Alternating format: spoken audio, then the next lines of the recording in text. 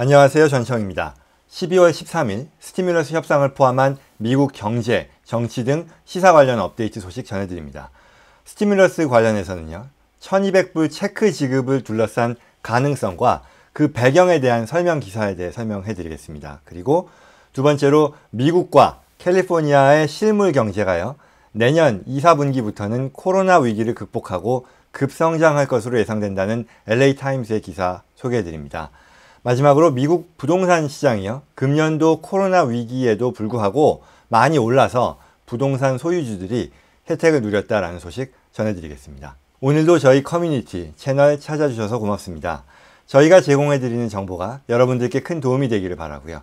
아직 구독하지 않은 분들께서는 구독하시기를 권해드립니다. 그리고 라이크 버튼도 잊지 말고 바로 부탁드립니다. 그럼 시작하겠습니다.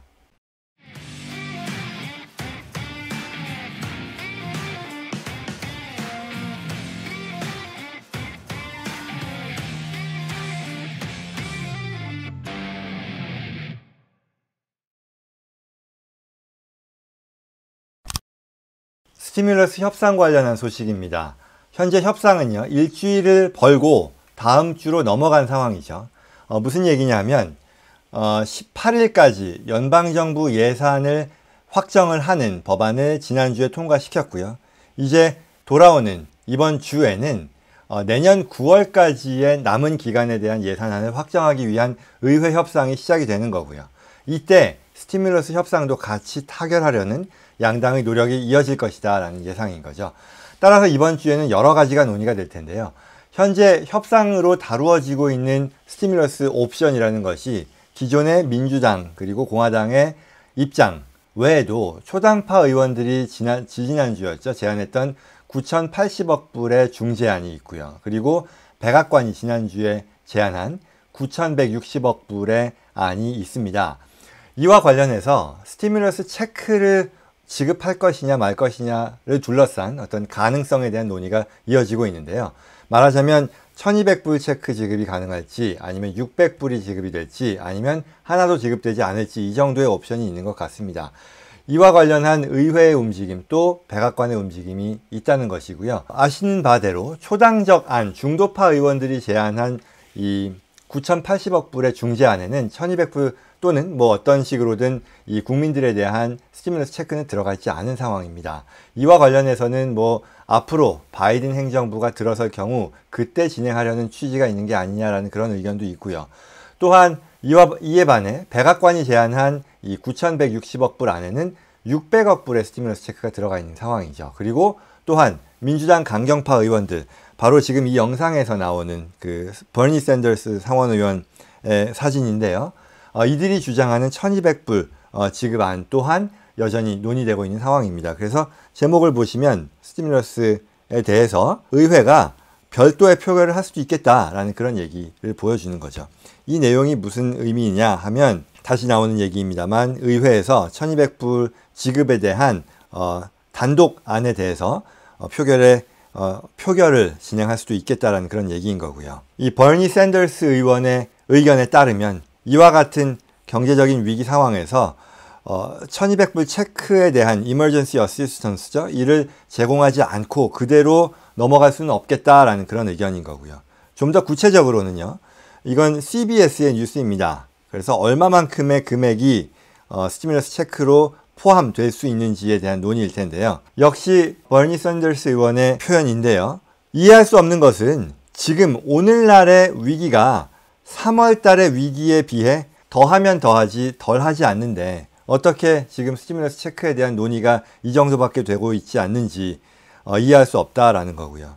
따라서 우리는 반드시 모든 워킹 패밀리들이 이 1200불의 디렉트 페이먼트 그리고 500불 그들의 자식들에 대해서는 반드시 지급받도록 해야 되겠다라는 그런 의견인 거죠. 자, 그렇다면 이 스티뮬러스 체크를 왜 하는데 주저하는지에 대한 어떤 그 경제학자들의 의견이 있는데요. 제목을 살펴보면요, 스티뮬러스 체크가 jobless aid니까 실업수당에 대한 보조죠. 이 프로그램에 백시시니까 자리를 내주고 있다라는 거죠. 이코노미스트들이 얘기하기를. 결국은 의미하는 것은 정치적인 효과 내지는 어떤 만족과는 별개로 경제적인 정책의 효과만 놓고 보면 실업수당을 더 강화하는 것이 오히려 전 국민에 대한 이 스티뮬러스 체크 지급보다는 더 효과적일 거다라는 그런 얘기인 거죠. 그래서 이코노미스트들이 얘기하기를 다른 형태의 릴리프가 더 효과적일 거다, 이펙티브 할 것이다 라는 그런 얘기를 하는 거죠. 그래서 600불이 됐건 1200불이 됐건 어떤 직접 모든 국민에 대해서 지급하는 것이 당연히 모든 미국인들에게 가장 인기 있는 그런 지원한 임에는 분명함에도 어떤 타겟 펀드죠. 그러니까 이 실업 상태에 놓인 이들에게 타겟을 해서 지급하는 보조책이 좀 더 경제에는 도움이 될 것이다. 경제적인 어떤 정책의 효과 면에서는 더 효과적일 것이다. 왜냐하면 이와 같은 가구들은, 실업수당을 받는 가구들은 이 돈을 세이빙 어카운트에 넣지 않을 테니까. 결국 이 말은 전 국민에 대한 지급을 진행했을 경우에는 그다지 이게 소비를 진작하는 데 미치는 효과가 효과적이지 않을 수 있다는 그런 얘기인 거죠. 왜냐하면 일부는 이 체크를 받고 나서 바로 지출할 필요가 없기 때문에 세이빙스 어카운트에 넣을 것이고, 그건 결국 이 스티뮬러스 체크가 원래 의도했던 바, 결국은 돈이 필요한 그런 가구들에게 직접 지급하고 그들이 소비를 일으킴으로써 경제가 선순환되는데 기여해야 될 텐데 그와 같은 효과를 볼 수 없고, 그에 반해 실업수당을 필요로 하는 그런 가구에서는 반드시 이게 소비로 이어질 것이다라는 그런 기대를 할 수 있다라는 그런 분석인 거죠. 계속해서 이어지는 얘기입니다만, Unemployment Benefit으로 부스팅하는 데 쓰이는 그 달러가 훨씬 더 좋은 스티뮬러스, 자극이 될 것이다라는 그런 얘기인 거죠. 물론 제롬 파월과 같은 이 연준 의장이죠. 이런 분들은 more is better than less. 그러니까 더 큰 지원, 크게 지원했다가 후회하는 것은 작게 지원했을 때 후회하는 그런 가능성보다 훨씬 더 낫기 때문에 크게 가야 된다는 의견도 있지만, 어쨌거나 정해진 자원을 가장 효과적으로 운용한다라는 것이 어떤 모든 정부 정책의 목표라는 것을 봤을 때 이와 같은 배경이 있다라는 것이 1200불 또는 뭐 스티뮬러스 체크 지급을 둘러싼 어떤 분석인 것 같습니다. 뭐 아무튼 최종적으로 어떻게 전개될지는 다음 주 정도에 어떤 결론이 나지 않을까 기대하는데요. 좋은 소식이 있기를 기대해 보겠습니다. 자, 다음 소식입니다. 미국과 캘리포니아의 경제가요, 내년도 2, 4분기부터 급성장할 것으로 예상된다는 경제 관련 소식입니다. LA타임스 기사인데요. 관련 기사 살펴보겠습니다. 이 UCLA의 앤더슨 경제연구소죠. 굉장히 유명한 이런 UCLA의 뭐 띵크탱크라고 볼 수 있을 텐데요. 코로나 백신을 상용하게 되는 그 시점부터 이제 금년 겨울부터 이제 시작이 되겠죠. 그래서 올 겨울에 어떤 경기 침체를 이겨내고요. 내년도 2, 4분기부터는 미국 경제가 급성장을 보이면서 반등해서 수년간 안정적인 성장세를 보일 것이다 라는 그런 장밋빛 전망을 내놓았다는 소식이죠. 그래서 2021년 처음 시작 몇 개월은요, 다소 뭐 어려운 시기가 이어지겠다. 왜냐하면 뭐 코로나로 인해서 뭐 백신이 충분히 보급되는 그런 상황은 아닐 테니까요. 그러나 그 이후에는 굉장히 경제가 좋아질 것이다 라는 그런 얘기인 거죠. 그래서 이와 같은 전망치는 일단 기본적으로 내년 여름까지는 이와 같은 백신 보급이 충분히 될 것이다 라는 그런 것을 가정으로 하고, 그 이후에 미국의 GDP 성장률이 뭐 초기에는 뭐 1.2%의 성장에 그치지만 그 다음 쿼터에는 뭐 1.8%, 그리고 또 2, 4분기에는 6%를 상회하는 그런 급성장을 보이게 될 것이고요. 그래서 2023년까지에는 아주 컨시스턴하게 3%의 성장률을 견조하게 보일 것이다 라는 그런 예상인 거죠.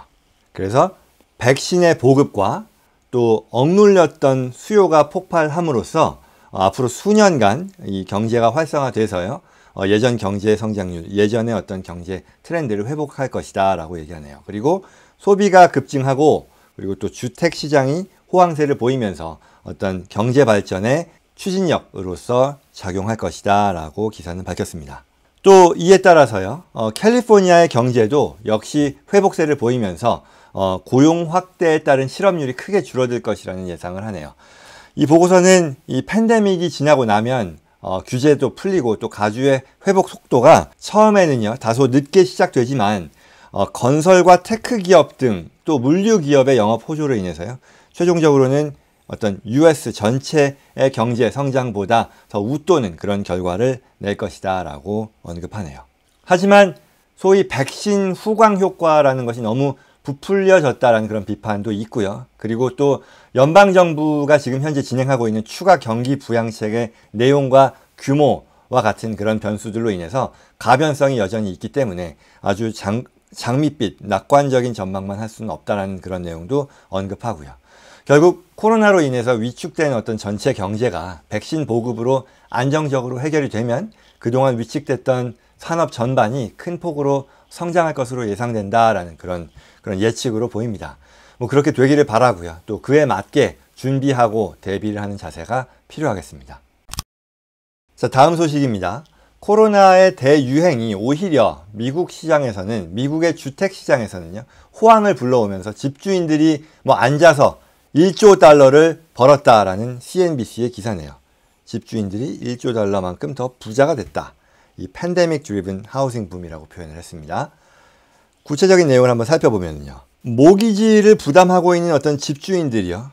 거의 뭐 63%에 달하는 프로퍼티 오너들일 텐데 작년 한 해 동안 이 에쿼티 인크리스가 10.8% 그러니까 집의 가치가 본인들이 가지고 있는 집의 지분 가치가 10.8% 성장, 뭐 급등했다라는 그런 얘기인 거고요. 그래서 이로 인해 증가된 부동산 가치의 총합이 1조 달러에 달한다라는 그런 내용입니다. 그리고 이 말은 결국 가구당 17,000불의 평균 자산 가치의 상승이라는 것이고요. 그렇다면 이건 최근 6년간의 가장 높은 수준의 증가치라는 그런 신문의 기사 내용이네요. 뭐 지역별로는요. 여기 워싱턴주가 가장 높은 상승률을 보였고요. 그 다음으로 캘리포니아와 매사추세츠가 그 뒤를 이었다라고 합니다. 한편 이와 같은 상황에 대한 분석으로요. 미국의 집값이 빠르게 오른 것은 주택 수요는 강해진 반면에 공급은 그만큼 따라가지 못해서 부족했기 때문이라고 풀이가 되는데요. 뭐 당연히 그도 그럴 것이요. 뭐 코로나로 인해서 재택근무와 원격 수업이 확대됐고요. 그리고 또 그러면서 당연히 집 수요가 늘어났잖아요. 그러다 보니 또 물론 같은 집도 좀 더 무리해서라도 좋은 집으로 구하려는 수요가 늘어났다는 것은 우리 많은 분들이 실제 체감하신 그런 사항일 겁니다. 그리고 또 밀레니얼 세대가 집을 마련할 연령대에 접어든 것 또한 주택 수요를 키웠다는 그런 분석인데요. 뭐 여기에 추가로 뭐 모기지 금리도 계속해서 역대 최저 기록을 갈아치우는 상황이다 보니까 이것 또한 이유가 되었다는 게 CNBC의 분석입니다. 그러나 한편으로는 뭐 내년에는 주택 경기가 이와 같은 호황을 계속해서 유지하기는 어려울 것이다라고 전망했는데요. 이미 코로나로 인해서 대도시 탈출과 같은 이런 수요는 이미 많이 반영이 되었고요. 또 모기지 금리는 이미 사상 최저치로 내려갔기 때문에 더 내려가기를 기대하기는 어려운 상황이기 때문에 2020년도에 비해 21년도의 주택 매매는 감소할 것이라고 예상된다 했고요. 그리고 다만 집값 상승세가 진정된다 하더라도 어떤 공급 불균형 때문에 뭐 큰 폭으로 하락된다거나 하지는 않을 것이다 라는 게 CNBC의 전망이었습니다. 이상이 오늘 준비된 소식입니다. 도움이 되었기를 바라고요. 여러분들께서 해주시는 구독과 좋아요는 저희 채널 커뮤니티를 키우는 데 큰 힘이 됩니다. 모쪼록 바로 버튼 눌러서 힘을 모아주시면 고맙겠습니다. 저는 다음 영상에서 찾아뵙겠습니다. 고맙습니다.